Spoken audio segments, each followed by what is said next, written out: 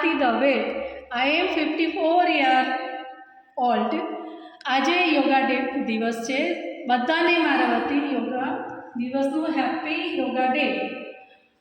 Madam આગળ હું પહેલાંય આવતી હતી જીમમાં.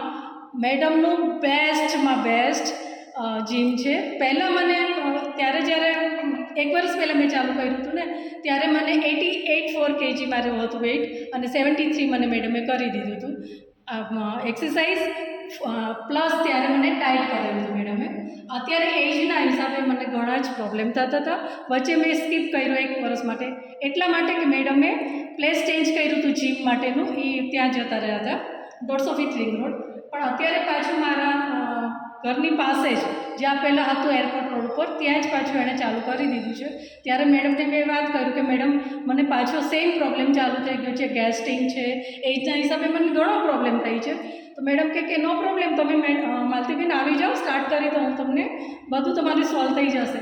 એટલે મને મેઇન પ્રોબ્લેમ શું થતું હતું ખબર? ચાલુ ને ગેસ્ટિંગ એટલે ચાલુ સ્ટેપ આમ ચાલુ ને તોય મને પગમાં પહેલાં સ્ક્રેચ થાય ને, પહેલાં શું કહેવાય વાઇબ્રેટ થતું હોય એ ટાઈપનું પગમાંથી થતું હતું. હાથે મને એકદમ પહેલી ચીંટી કાઢતી હોય એ ટાઈપનું થાય, એટલે ગેસ્ટ્રિક પ્રોબ્લેમ હતો.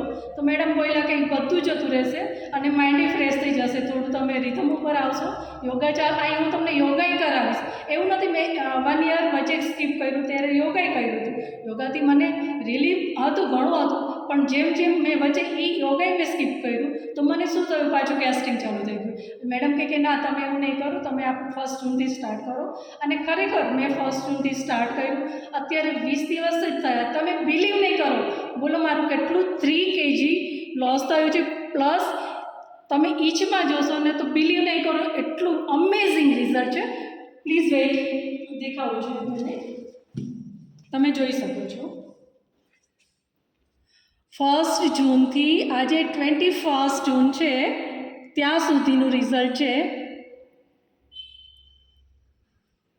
ઓકે,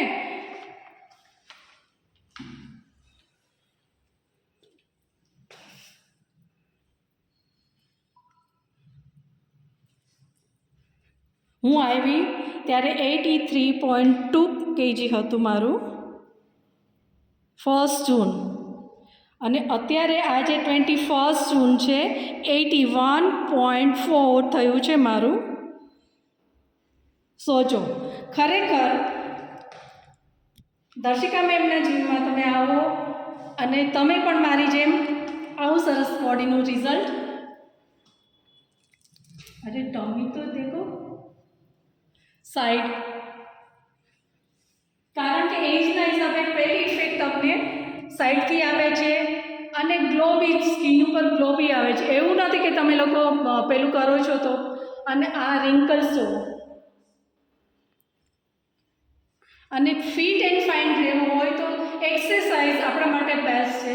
પ્લીઝ જોઈન કરો, તમે દર્શિકા મેડમ આગળ આવો અને જીમ જોઈન કરો. Thank you dear, love you.